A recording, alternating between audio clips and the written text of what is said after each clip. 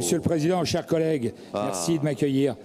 Vous nous demandez de nous prononcer sur des conventions pluriannuelles avec des compagnies artistiques et ensembles musicaux, je cite, dans toute leur diversité. C'est pas moi qui l'invente, c'est dans le texte. Dans le cadre de votre politique culturelle, moi je trouve que vous ficelez assez bien l'ensemble de cette politique culturelle.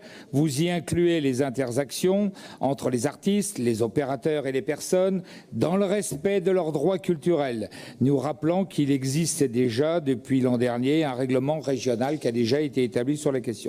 Et lors de la dernière commission permanente de février, nous avons découvert, et nous nous y sommes opposés, à l'affiliation aux 3 syndicats CGT des gens du spectacle qui régissent, comme de bien entendu, les conventions collectives d'inspiration communiste, bien sûr. C'était dans le texte de la...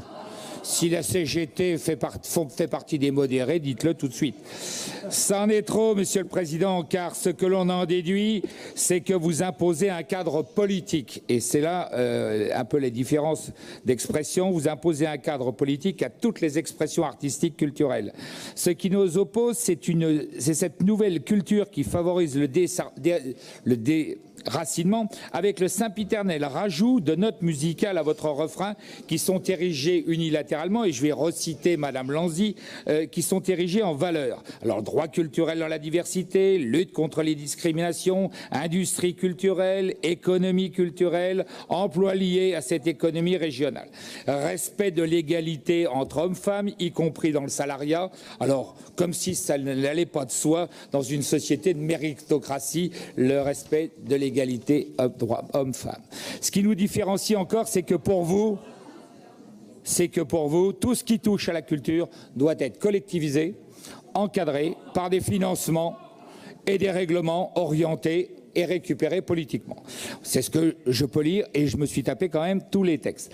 Les œuvres, les personnels, les moyens, les lieux de diffusion et le soi-disant maillage territorial qui permet de toucher le plus petit lieu-dit de la région par des opérateurs de la culture. D'autre part, vous avez fait le choix que nous récusons et qui nous est proposé d'enseigner, de vulgariser les langues régionales qui ne correspondent pas, on s'en est expliqué bien souvent, je serai très court là-dessus, ni à des territoires, ni à l'histoire, comme si la Nouvelle-Aquitaine était une entité basque, occitane ou poitevine. Alors, laissons ces minorités vivre et cultiver leur territoire, sans les couper de la racine française, et sachons garder notre culture internationale, qui, elle, s'exporte à travers la fabuleuse communauté qu'est la francophonie.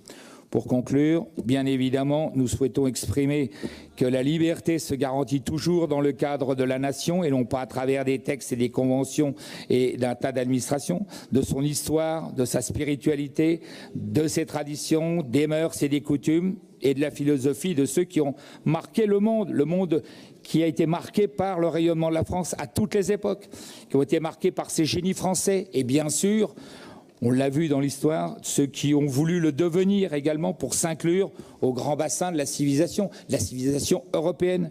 Et je conclue pour vous dire que cette civilisation européenne, elle a des racines grecques, elle a des racines romaines, elle a des racines chrétiennes. Amen.